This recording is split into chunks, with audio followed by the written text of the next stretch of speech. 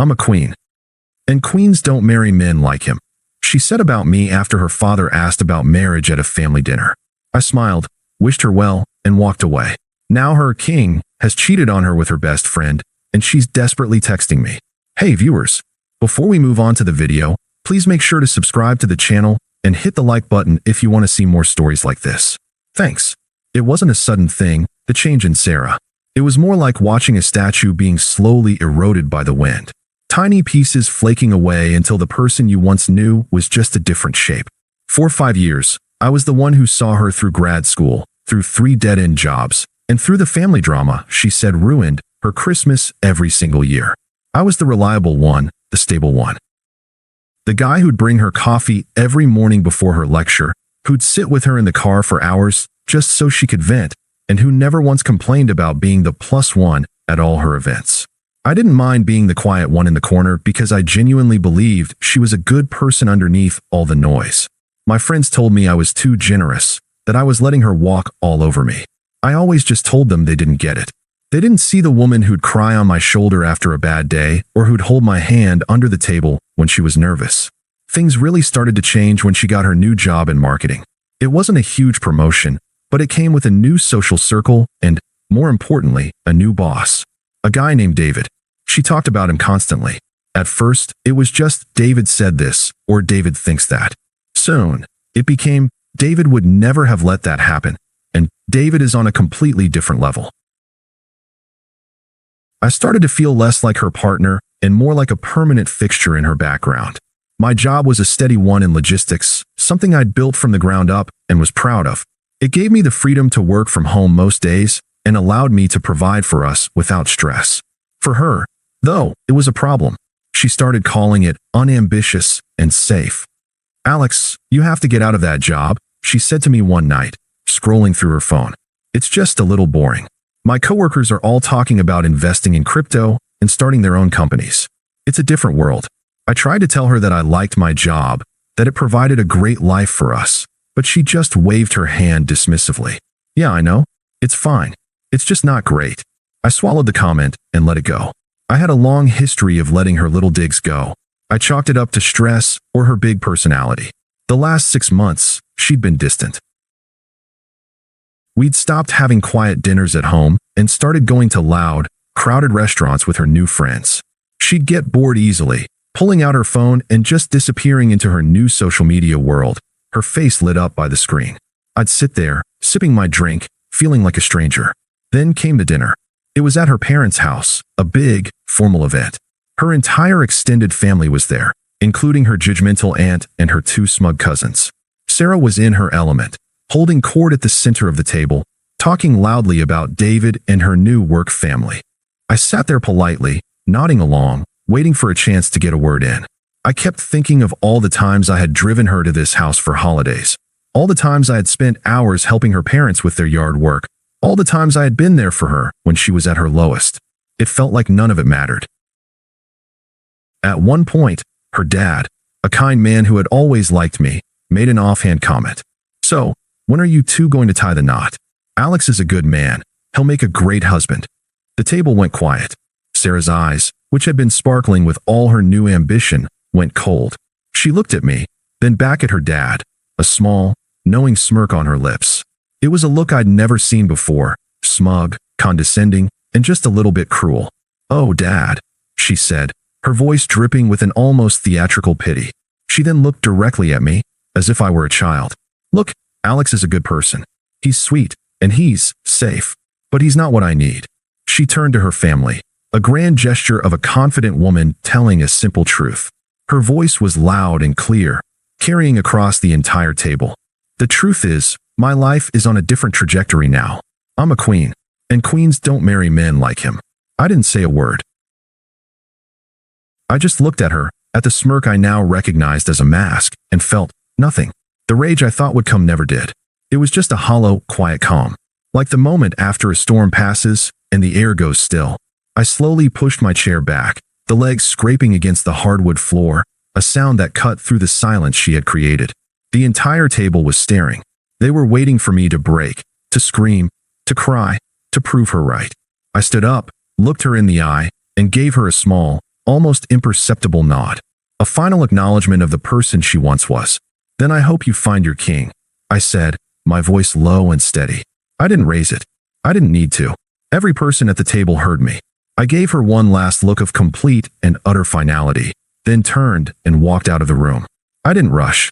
I walked at a normal, measured pace, grabbing my coat from the front hall closet. As I opened the door to leave, I heard her voice behind me. "Alex, wait." It was a mix of shock and a fleeting moment of panic. She expected me to crumble, not to just leave. I didn't look back. I just walked out into the cool night air and closed the door behind me. The silence was deafening. I got into my car and drove away without a destination in mind. I just drove. The streets were a blur of yellow and white lights. Every mile put more distance between me and the person I thought I knew. I had spent so much of my time trying to make her happy, trying to be the kind of man she wanted, that I had lost track of who I was. And in a single, cruel moment, she had handed me back a piece of myself, the part that had dignity. When I got back to the apartment, it was already so cold and empty. All of her things were still there, her shoes by the door, the book she'd been reading on the nightstand, her coffee mug on the counter. It all felt like an exhibit in a museum dedicated to a dead relationship. I didn't touch anything. I went to the bedroom, pulled a suitcase from the back of the closet, and started packing. It was a strange, almost meditative process. I packed my clothes, my books, my laptop, and my few personal belongings. I didn't cry. I didn't rage. I just methodically put my life into a bag. I left everything else. The furniture, the kitchen stuff, the television. It was all hers now. As I zipped up the suitcase, my phone buzzed. A text from Sarah. "Are you serious? You're just leaving?" I didn't reply. I didn't even open the message. I wasn't angry. I was just done. I went to my home office, found a blank sheet of paper, and wrote a single line. "I've moved out. The keys are under the welcome mat. I hope you find what you're looking for." I folded the note, placed it on the kitchen counter, and picked up my bag. I grabbed my car keys, walked out of the apartment for the last time, and locked the door. I put the keys under the mat, just like the note said. Then, I got in my car and drove away. My phone buzzed in my pocket again and again. Her calls, a text from her cousin, another from her best friend, who was also one of our mutual friends. I didn't look at any of them. I just drove until I was far away, until I found a motel on the side of a highway. For the next few weeks, I went radio silent. I didn't block anyone. I didn't make a big announcement. I simply disappeared. I changed my routine, stopped going to the coffee shop we used to frequent, and spent my weekends alone, just working and thinking. The silence was unnerving at first, but it quickly became my shield. A barrier protecting me from her and the life I had left behind. A few months went by. The world kept turning, just as it had before Sarah and I met. My world, once centered on her orbit, began to spin on its own axis again. My apartment, now filled with my own things, felt less like a temporary space and more like a home. The loneliness was still there sometimes, but it was a quiet, manageable ache, not the searing pain it had been. I was working long hours on the logistics software I'd been conceptualizing, pouring all my energy and focus into it. It was a good distraction, a healthy outlet for all the chaos that had been simmering inside me. And then, one day, the narrative changed. It was late on a Tuesday night. I was at my desk, deep in code, when my phone buzzed with a message from my old friend, Mark. Mark was the one who had always told me I was too good to her, the one who had always kept a healthy distance from our relationship's drama. I rarely heard from him outside of a quick text, so the notification caught my attention. The message was just a link to a private social media post with a single word, "Dude." I clicked on it. It was a long, rambling post from Sarah's best friend, Jess. The same Jess who had been at the family dinner and was one of our mutual friends. The post was a scorched earth rant, a tirade about betrayal and backstabbing. I read the words, and they hit me like a ton of bricks. Jess had found out that David, the king, had been sleeping with her.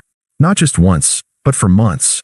He had been manipulating both of them, telling Jess that his relationship with Sarah was on the rocks and that he would leave her soon. The post detailed how he had used Jess for emotional support, all while publicly parading his relationship with Sarah. He was not a king. He was a con artist. The post didn't stop there. Jess revealed that David had been using his business connections to impress both of them. He had a flashy car, but it was a lease. His trips were all paid for by his father's company, a company he had been trying to get a job with and failing miserably. He was a fraud, and Sarah, who had prided herself on being so discerning and ambitious, had fallen for his entire act. But the most damning part was the final paragraph. Jess wrote about how David had laughed at Sarah, mocking her behind her back and calling her a stepping stone and a temporary fling. He said that Sarah was so desperate for a taste of the good life that she would believe anything he told her. He told Jess that Sarah was a trophy for the moment, but that she was getting too clingy and he was ready to move on. As I read the words, a strange feeling washed over me. It wasn't triumph, not exactly. It was a kind of vindication so complete, so profound, that it almost felt unreal. All the things she had said about my life being small, about me being unambitious and safe, were all the very things she had been tricked into giving up. She had discarded me for a mirage, a man who was nothing but a cheap imitation of the success she craved. The next morning, the post was gone, but the damage had already been done.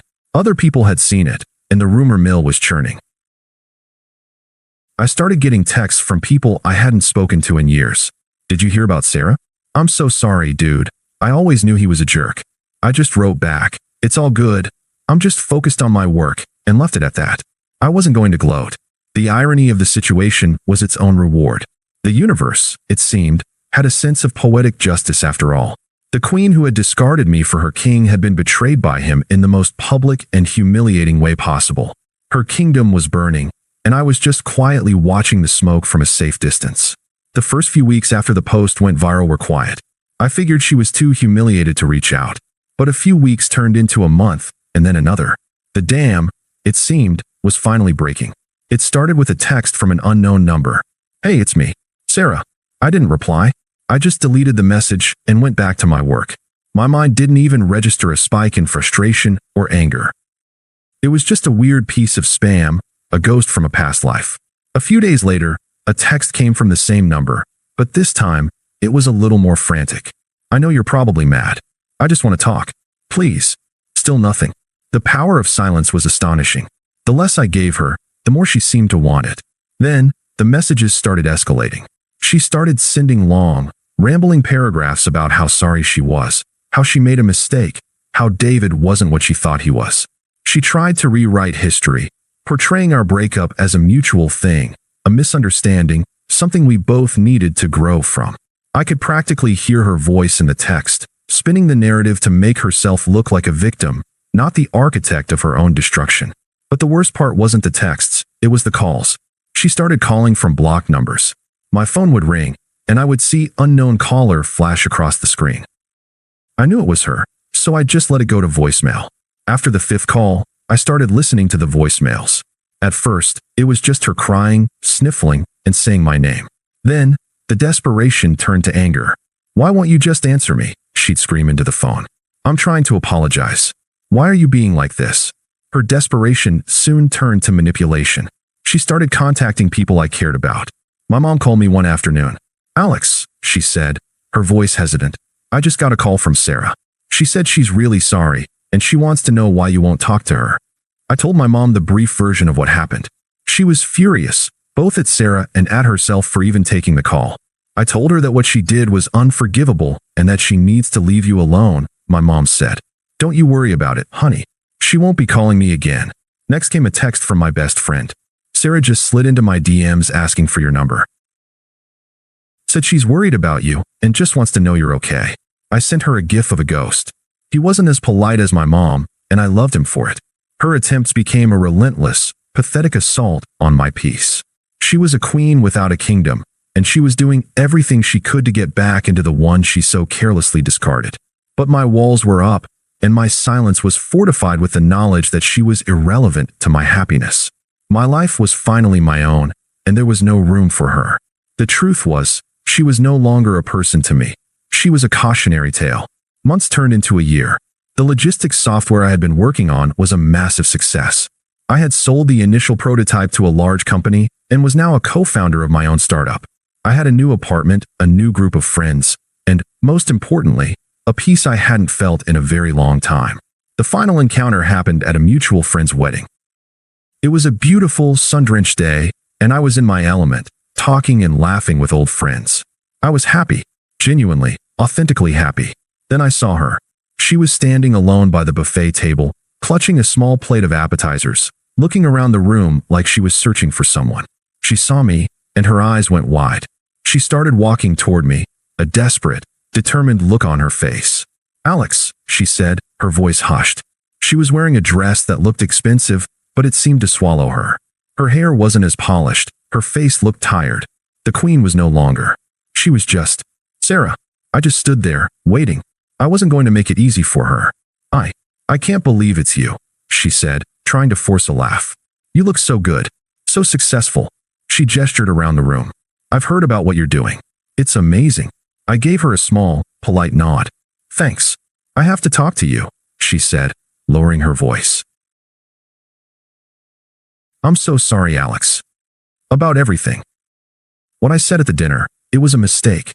David, he wasn't who I thought he was. He betrayed me. He cheated on me with Jess." She delivered the last part with a fragile bravado, as if revealing a shocking secret I was unaware of. I just looked at her. I wasn't going to give her the sympathy she so desperately craved. I know. Her face fell. She was expecting a reaction, a moment of shared pain, anything to reconnect with the old me. "You know? How?" "It's not my business," I said, my voice calm. "Your life is your business, Sarah." She tried to take my hand, but I gently pulled it back. "I've been trying to call you. I know you're mad, and you have every right to be, but can we please talk about this? I think we can get back to how things were. What we had was real, Alex. I miss you. I miss us." She was desperately trying to rewrite history, to make her cruel, public betrayal a simple mistake. The old me would have listened. The old me would have felt sorry for her. The new me just saw a tired woman standing in her own wreckage. "We can't," I said, my voice firm. "We're not the same people we were. You said at a dinner, in front of your family, that you were a queen and that queens don't marry men like me. I just believed you. I'm glad you found that out about yourself." The words hung in the air. Her eyes welled up with tears, not of true sorrow, but of frustrated, pathetic rage. "You're not going to even give me a chance? After everything? I gave you 5 years of chances," I said, a faint smile on my face. "I gave you 5 years of my life. You didn't want it. You wanted a king. You wanted a different trajectory, a life on a different level. You wanted a man who makes things happen, not one who just waits for them to happen. Well, here I am, Sarah. I'm a co-founder of my own company. I'm building something.